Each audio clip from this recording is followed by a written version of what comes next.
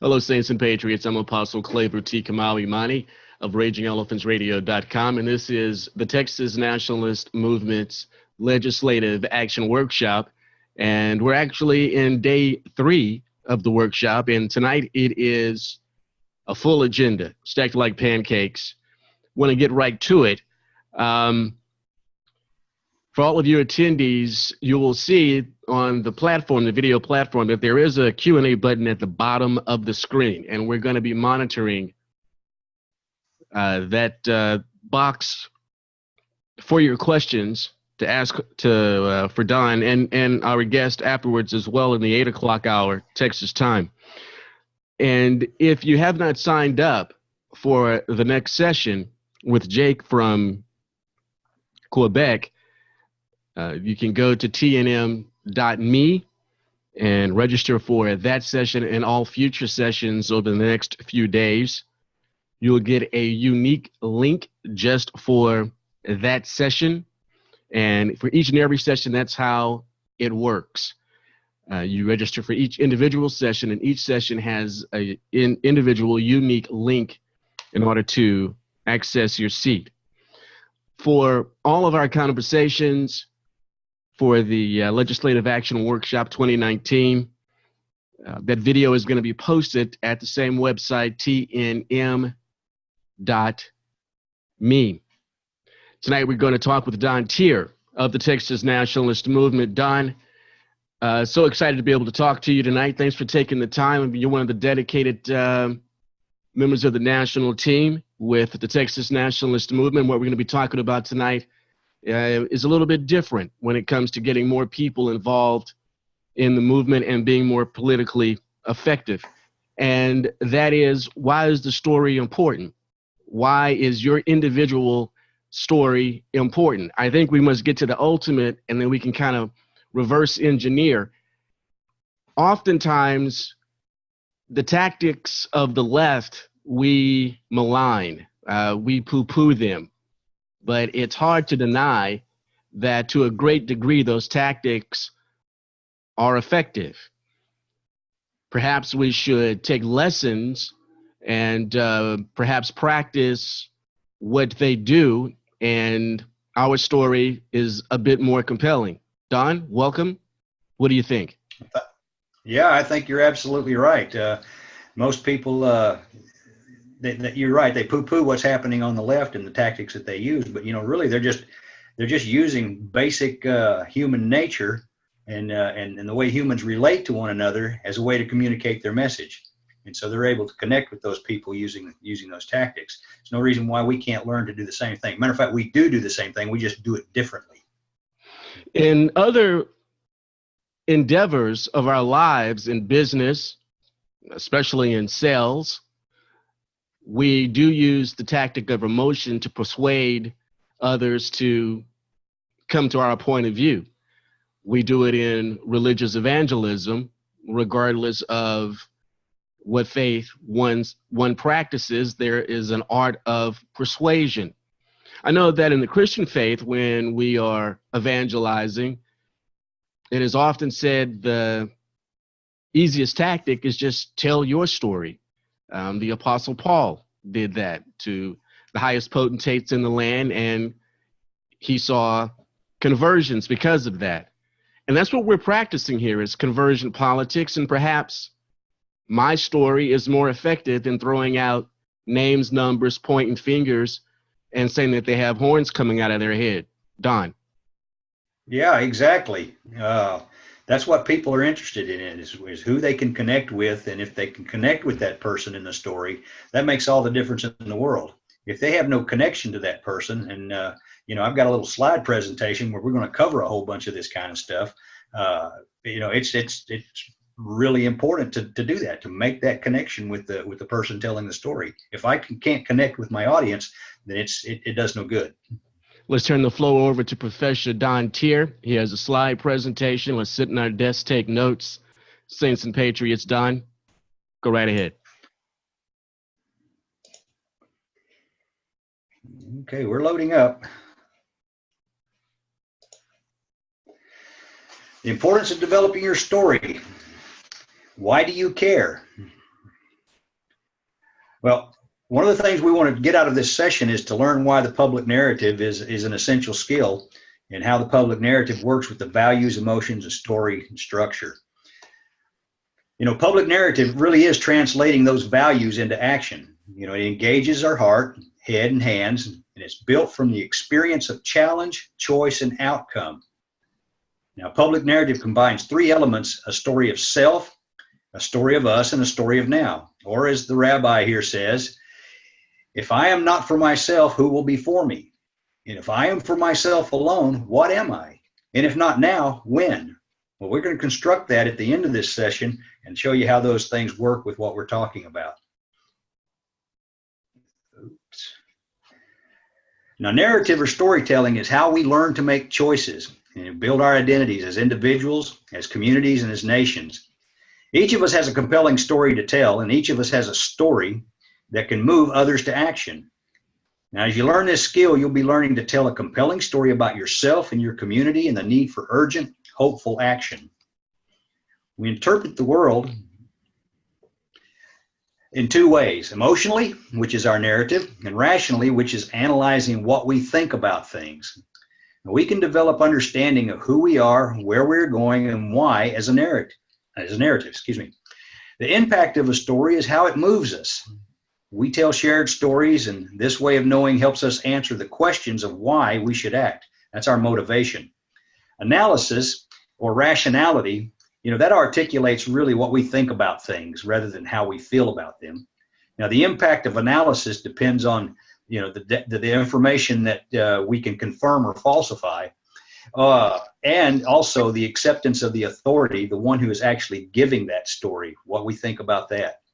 Now, analysis is most persuasive when it helps us achieve the outcomes we want. Of course, in organizations, we often do analytic work through deliberation. That's lots of meetings and stuff that goes on. But this way, it helps us answer the question of how to act, which is our strategy.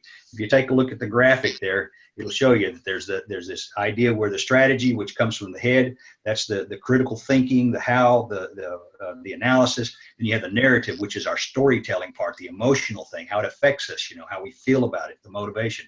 Both of those things together should lead us to action, and it should be meaningful action. To understand motivation, that's the thing that inspires us. Consider the word motivation and emotion. They both share a root word in motor, which means to move. Just as we understand the world around us by noticing patterns, contrast, and commonalities, we understand how the world affects us by distinguishing bad from good and from irrelevant. Information about bad and good is understood through our emotional experience and the value that events, people, and things hold for us. Now, we use this information effectively to navigate the world, including our behavior. How we feel about something influences what we think and what we do. Storytelling is action speech.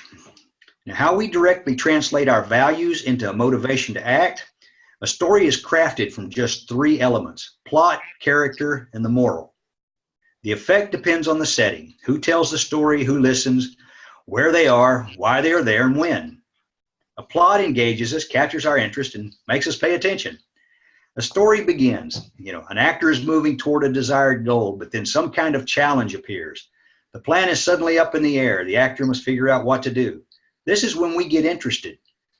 We want to find out what happens. Why do we care? Well, we're constantly faced with the unexpected, what we're going to do. What is the source of the greatest uncertainty around us? Other people. The subject of most stories is about how to impact or interact with other people. Now, although the story requires a plot, it only works if we can identify with the character. Through identification with the character, we experience the emotional content of the story. This is how we learn what the story has to teach our hearts. That's the emotional part, not only our heads. Aristotle actually wrote of Greek tragedies, and he says, this is how a character's experience can touch us and perhaps open our eyes. Now, arguments persuade with evidence, logic, and data. Stories persuade by this identification. Have you ever been to a movie where you couldn't identify with the characters? Man, it is boring. Sometimes we identify with characters that are only vaguely like us, like maybe the Roadrunner or the Coyote. Other times we identify with the characters that are very much like us. These are in stories about our friends, our relatives, and our neighbors. Sometimes the characters of the story are us, as we find ourselves in the midst of an unfolding story in which we are the authors of our outcome. Stories teach. We've all heard the ending, and that is the moral of the story. You ever been at a party where someone starts telling a story and they go on and on and on? Someone may say or want to say, get to the point. I mean, we tell these stories to make a point and to evoke a response. The moral of a successful story is felt understanding, not simply conceptual understanding. You know, when stating only the idea, many morals become just pointless. I mean, we don't retell the story of David and Goliath because it teaches us how to vanquish giants. What the story teaches us is that the little guy with courage, resourcefulness, and imagination, he can beat the big guy, especially one with Goliath's arrogance. We see a fearful character out of anger act courageously and emerges victorious. We feel David's fear, anger, and courage. We feel hopeful for our own lives because he is victorious. Stories, they teach us how to manage our emotions when challenged and how to be courageous, keep our cool, and trust our imagination, rather than a specific tactic to use in any particular case. Stories teach us how to act in the right way. They're not simply examples and illustrations. When they're told well, we experience the point. We feel the hope. It is the experience, not the words as such, that can move us to action. Because sometimes that is the point. We have to act. The stories are told. They're not disembodied string of words, images, and phrases. They're not messages and sound bites or brands. Storytelling is fundamentally relational. As we listen, we evaluate the story. We find it more or less easy to enter into depending on the storyteller. Well, is it his or her story? We hear it one way. Is it the story of a friend, a colleague, or a family member? Well, we hear it another way. Is it a story without time, space, or specificity? Now, we just step back from that. Is it a story we share, perhaps a Bible story? Perhaps we draw closer to one another. Storytelling is how we interact with each other about values, how we share experience with each other, counsel each other, and comfort each other, and inspire each other to action. We build our public story with three components. Our story of self allows others to experience the values that move us to lead. Our story of us makes a common cause with a broader community whose values we share, and a story of now calls us to action so we can shape the future in ways consistent with those values. Now, creating the story of self. We want to learn how to tell that story so it communicates your values. When we tell our own story, we teach the values that our choices reveal, not as abstract principles, but as lived experience. We reveal the kind of person we are to the extent that we let others identify with us. The more specific our stories, the more powerfully we can communicate our values, or what moral philosopher Charles Taylor calls our moral resources. We construct stories of self around choice points, moments in our lives when we faced a challenge, had to make a choice, and experienced an outcome. We can access the values that motivate us by reflecting these choice points, especially by telling them to another person who can give us feedback about what they are hearing. The other person often can connect the dots that we may not have connected because they're too obvious to us. By choosing among the stories of our own choice points, we can communicate our values most clearly to others. Now, some of us think that our personal story doesn't matter, that others won't be interested, or that we shouldn't even be talking about ourselves that much. On the contrary, if we do public work, we have a responsibility to give a public account of ourselves, where we came from, why we do what we do, and where we think we're going. Aristotle again argued that rhetoric has three components: logos, pathos, and ethos. This is what he meant by ethos. The logos is the logic of the argument. The pathos is the feeling that the argument evokes. The ethos is the credibility of the person who makes the argument. We don't really have a choice about whether to have a story of self or not.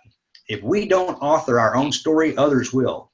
And they may tell our story in ways that we may not like. Not because they're mean, but because as others try to make sense of who we are, what we're up to, and why, and the why of our actions, they draw on their own experience, especially their experience of people they consider to be like us.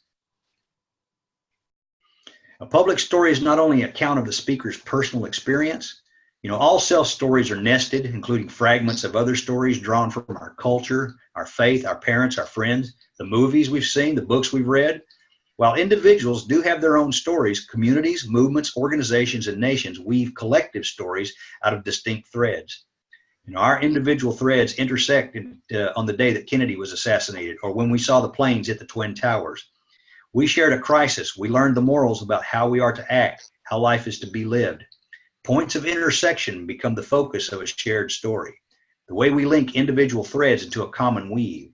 A story of us brings forward the values that move us as a community.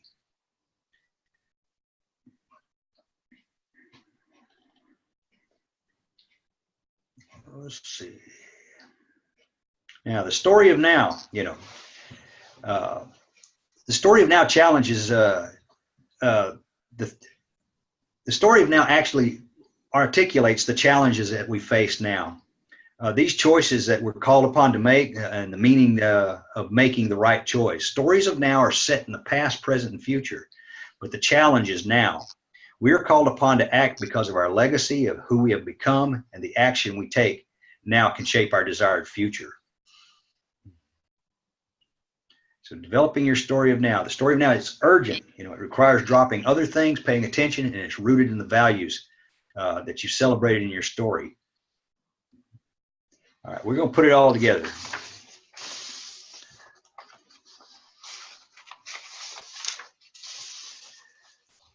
Story of self tells why we're called to serve. If I'm not for myself, who will be for me? The story of us, it communicates our community in particular and is called to act. When I'm only for myself, what am I? And the story of now, it communicates the urgent challenge we are called upon to face now. If not now, when? So we can see how our story, our narrative, fits into Hillel's, wisdom even in the first century. What I'd like to do is give you my personal story so that you see how that it works. Now, Don, and they all begin the same. Okay, so they all Sure. begin the same, but you're focusing on an individual story. You're not saying that as an organization, everyone is parroting the same story.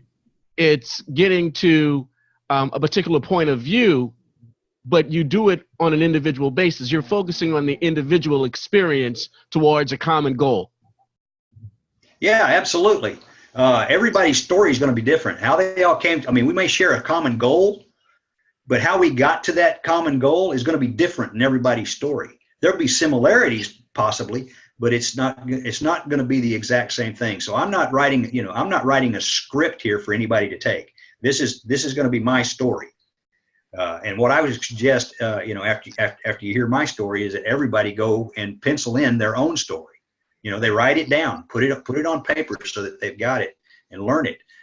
There's nothing worse than talking to somebody about, say, you have the goal of independence, and I'm out there talking to someone about the idea of independence for Texas, and they ask me, how did I get into this, and I stumble around and I don't really give them a cogent answer. I've lost an opportunity there to convert someone to our values and our ideas. So yeah, these are things that we need to work on. We need to develop. Let's hear yours, Don Teer. Yes, sir. Yes, sir. Well, my name's Don Teer. I'm the field director for the Texas Nationalist Movement, and quite frankly, I'm just a regular guy. I'm a father, a grandfather, a husband. I served in the military. I'm sixth generation Texan. After I got out of the military, I went out to California, met my wife, got a family, brought them back here to Texas, after 17 years. And I've been out here in Texas for about 20 years. I have tried over and over to vote for conservative politicians who told me that they were going to scale down the federal government, that they were going to bring things back to the way it was supposed to be. And what I found out is that's just not true. I really became involved after the re-election in 2012 of President Obama. For me, I saw the death of our country in that re-election. It just hit me that the republic that I thought that I had served for, that I'd made a commitment to defend, that it was just that. It was ideology. It didn't exist. It was an idea whose time it passed. And I found myself looking more and more at tyrannical and overbearing things coming from the federal government. You know, I grieve for that loss of that country, of what I thought I had been living in. But then I came to a point where I said, well, I can do two things. I can lie down, bow the knee, and take it, and just try to live life as peacefully as possible, or I can try to do something about it. Now, the deciding factor for me is that I've got grandkids. And I realized that my grandkids were never going to know what freedom actually looked like or tastes like.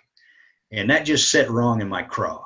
There's no way that I was going to let and leave this country without trying to do something about it. However, I don't think we can reform the federal government. So the idea of Texas independence, although it had always been something in the back of my mind that I toyed with, became a real possibility.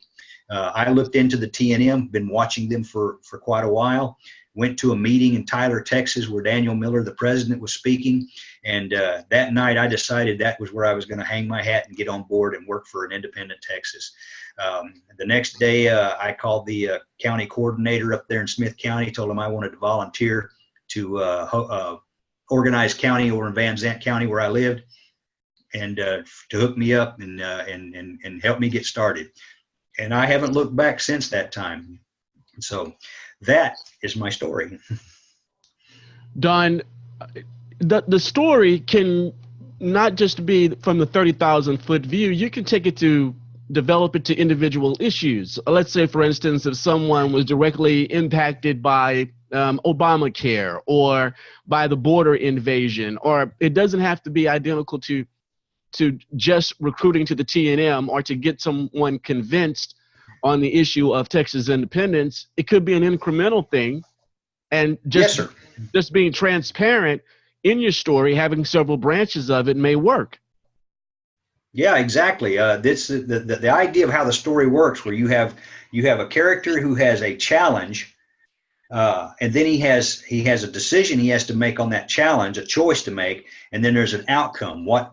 What does his choice actually bring forth out of that? That can be on a myriad of issues. From take, for instance, the turf, which is fighting against toll roads.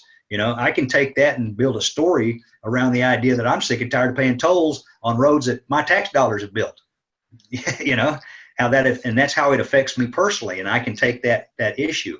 One of the things that I think, when we get ready to approach these legislators on not only on the issue of a Texas referendum, independence referendum, but on any issue that affects, say, conservative issues for Texans, you want to be able to connect with that legislator. I mean, again, these stories need to be relational. We need to find out, who our audience is, so that we can build those stories around that audience and bring them into our camp, so that they relate to us as we bring these issues to them. That's the whole idea of being able to construct this story. The little model that I showed up there, where you have the character, the plot, the choice, the outcome and stuff. Those are the building blocks for any story that you want to put together. Talking with Don Teer, he's the field director of the Texas Nationalist Movement. I want to remind everyone that's in the video conference room. At the bottom of the screen, you can see that there's a Q&A button that you can click on if you have some questions for Don or yours truly. And so far, Don, in the chat room, you've got 2 thumbs up. I noticed that in your presentation that you didn't say anything about specific communication skills. I think the true magic is just be you and just tell your story. You didn't say anything about having speaking perfect English or perfect Texan. Just get words out and tell your story. Don't worry about whether or not you're a good public speaker. Just speak. Yeah, exactly. See, we talk to people every day, and we tell stories to people every day. This is not something that should be new to us, because it's a human thing. This is how we relate to one another. Where we usually get messed up is when we think, okay, now this is a public speaking forum. And it's not. This is a forum where, me and a friend or me and a stranger, all of a sudden we're just chatting. And I want to, and they ask me, why are you doing what you're doing?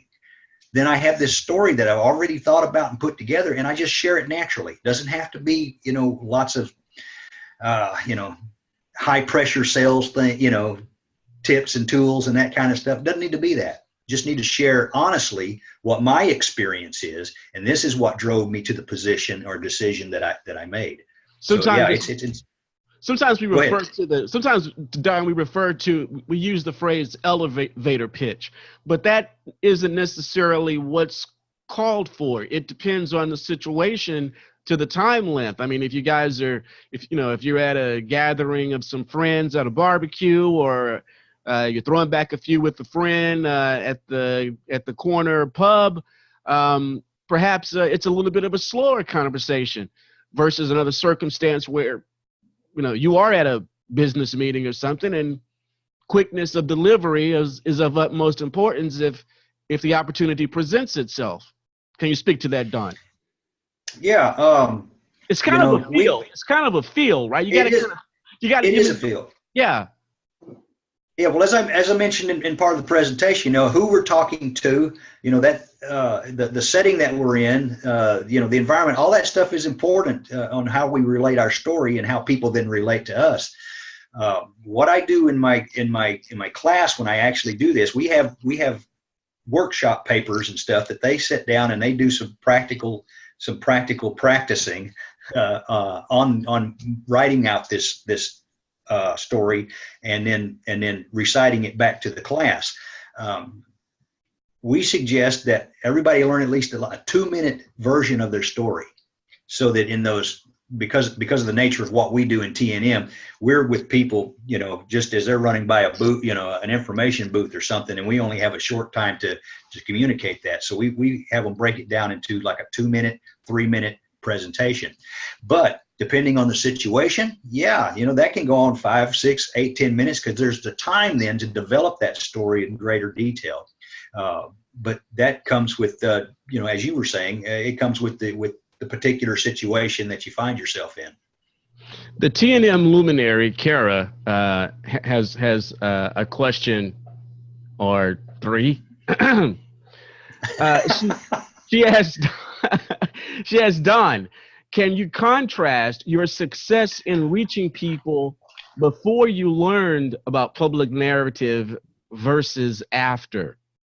Because you made efforts before, and then apparently this is a technique that you've latched onto and began to be a practitioner of before and after the success of this type of thinking and delivery, Don. Yeah, I guess before I ran across this process that we just went through on this the having the character, the challenge, the outcome, and working towards specific intentional goals in the conversation. It was really kind of a hit and miss attempt. And a lot of times it was oversharing. You want to make sure that you got the whole thing out there so that everybody understood the depth that you understood. And that was not as successful as keeping it short and to the point. So yeah, it's been a growing experience. I started out, I had no activism experience at all. I'd always laid back, behind the scenes. But this thing motivated me to get involved. And so this has been, it's been a real learning experience, getting to the position I'm in now and dealing with dealing in the field as I engage people for TNM. Talking with Don Teer. He's field director with Texas Nationalist Movement, and this is the TNM's Legislative Action Workshop. Want to once again welcome everyone who's joining us via the video conference room and over Facebook Live. Thanks so much. And we're not going to be done after we finish conversing with Don tonight. I have another guest coming up immediately after. And Don, Kara asked, can you describe what's been your most dramatic conversation? Most dramatic conversation. Oh God, I've had so many. The subject matter does have it can stir up some emotion in folks. Definitely. There's very few. I don't know. Well, I guess that's inaccurate. I think there's more and more fence sitters than what we believe, and there's more that are actually share our point of view than what commonly is believed. But what has been dramatic conversations on the subject matter, Don? Well, I've seen people where I've just mentioned, hey, if you had a chance to vote for Texas independence, would you vote yes? And I've seen them run to the table to fill out a pledge card and do their support. Not even really a lot of conversation, it's just they're there. And of course, as they're filling out the form and stuff, then we chat about the reasons why they're supporting, and I talk about the reasons that I support and try to encourage them. Then there's those who want to come and they want to chew your ear about why it can't happen. So it's it goes both ways on those dramatic conversations. I remember having a conversation with one guy who basically tried to tell me that white what is it, Texas versus white was the defining text on whether or not a state could extricate itself from the federal government, and that was a really interesting conversation, even though they had to admit that it wasn't law and that it was a Supreme Court opinion and not a decision. They still felt that was the defining document.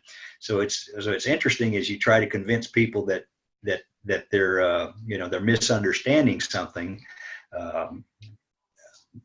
Telling the reasons, from your own experience why something is true or not, that gets a little interesting. So I'm not even sure that answers your question. That's just well, let's go to Sean's question. Couple of things that I've been through. Let me kind of paraphrase Sean's question. He essentially is getting down ultimately to, is this going to work with liberals? He believes that it may take bipartisan support, or that there's actual numbers, polling numbers that shows that there's bipartisan support for independence. He thinks it's primarily nationally, but this technique will work on liberals. You don't make the adjustment based on ideology. Your story is your story. Well, that's exactly, and this is the thing that the liberals are really good at, is telling stories and connecting with their constituents. Now we have a nonpartisan issue, Texas independence. It doesn't matter if you're blue, green, red, black, white, whatever. That doesn't matter. The issue is, do you believe Texas should be independent from the federal government? Now, I've talked to lots of Democrat voters who have come to my table when we weren't doing something like a petition drive for the referendum to get on the Republican plank. I've had lots of Democratic voters come up, and when I asked them if they would vote for Texas independence, they categorically say, yes, I would. We don't even have to talk ideology. We don't have to talk about whether they're conservative or they're liberal or whatever they're doing. They think that Texas would be better off. So this is an issue that cuts across the party lines. And telling my story of why I think we should be an independent nation, the experience I have, resonates with them just as much, because they're Texans also. They see the same encroachment of federal government into their lives that we do. They may take a different take on it because of their ideology, but at the same time, we're together on this idea that the federal government is overbearing and is grabbing way too much power for itself. So yeah, this will work great. Just telling your story, why you've gotten where you're at, will work with anybody. One of the first sessions that we have with the Legislative Action Workshop dealt with citizen lobbying. And I would think that the storytelling technique would work very well, a good synergy with approaching those that sit in seats of servitude, telling that elevator pitch 2-minute story, your own individual story, without having to get wonky. It potentially could be more effective. We're trying to meld everything together, Don, I think. Sure. Yeah, it would. Again, we're not trying to be particularly political in this, other than that the political idea is that, for TNM is to get a referendum on the ballot. and it's going to take all Texans. It's not going to be just the red Texans. Don, when someone is telling their story, how far back do they need to go? Because my political history is rather rich. How far do you just get to the point of decision, or do you need to try to put some depth into it? Well, you definitely want to give enough information so that you can connect with your audience. Okay, so depending on the audience that you're talking to will depend on really how far back and how in depth you're going to get in defining who you are and why the challenge that came to you prompted you to make the decision that you made. So you don't want to just jump to the decision, because then there's no context as to why you did what you did. They don't understand, the challenge that you faced. That's the whole purpose of the story, is for you to give a little biography about yourself, show the challenge that approached you or came to you, and how you overcame that challenge. So it's going to depend on the audience, just what kind of deep dive you're going to do on, into your story. It doesn't have to be oral, does it? I mean, social media, for instance, when different issues come up in the news, there's happenings all the time. I alluded to issues such as Obamacare, or the border invasion, or property taxes, et cetera, et cetera. You can use your own personal story on social media as well. It can be the keyboard commando. There's nothing wrong with that. It's still the same technique. It's just being done écrit by the written word. Don? Yeah, that can work. My experience, though, Claver, is that face-to-face is usually best in storytelling, because it's really hard to, the written word. I can read something one way, having the intention of it having a particular meaning, trying to get a particular response out of the audience, and they read it entirely differently from what I wanted them to get out of it. So sometimes, even though you can get the basics and nuts and bolts of the story in social media, talking to people face to face, where they can see the expression on your face, they can read your eyes, they can see your gestures, the body language and stuff. I think that that really does communicate a ton of information to people that you can't get over social media. Okay, now how about this though? Everybody likes doing selfies. I can't stand doing selfies. There you go. But I can't stand it. It's a level of vanity that I just can't put myself into. It's ridiculous, and the pictures never come out great. If I'm gonna take a selfie, I'm gonna do it the right way. I'm gonna put up a tripod and take the picture the right way. Holding it at arm's length it's ridiculous to me. However, there are those just amongst their friends on Facebook or Twitter. You can post a video to perhaps allow them to look in your eyes. There are those that love doing that. Instead of talking about the grandkid's birthday or putting up the cute kitten video, take a leap of faith, take a risk. God likes risk takers. Take a risk and put your individual story in bits and pieces or fully. In that video format on Facebook, it may work. Yeah, that's a great idea, actually. You can practice that many times, before you actually put it on the air. That's true. You get a leap right away. Oh, that's doesn't always have to be live. But yeah, that's a great, that's a great idea. If somebody wants to communicate to, their friends and family, or their Facebook friends and family, the position that they've come to and stuff, and share that. Yeah, that's the best way to do it. John, if I'm going to tell the truth about it, I've seen some individual video postings that get more views and likes than some political party postings. Exactly. It's just one individual person to their friends and family gets a better response than what the party puts up, or an individual. Yeah, and then stuff goes viral. All of a sudden it's viral and it's everywhere. It's because of that human contact. That they're able to relate. Exactly right. With that group, and that's what we want to do. We want to be able to relate to them, have them relate to us. Then our story becomes credible. one of the things that happens in storytelling is the person, what do you think of the person who's actually telling the story? Does it sound like it's a canned thing, or does it sound like it's a personal experience and he's authentic, and you're able to connect with that and give the message that he's giving, credence? That's important also. And being able to communicate the message that you want to get out, what your values are.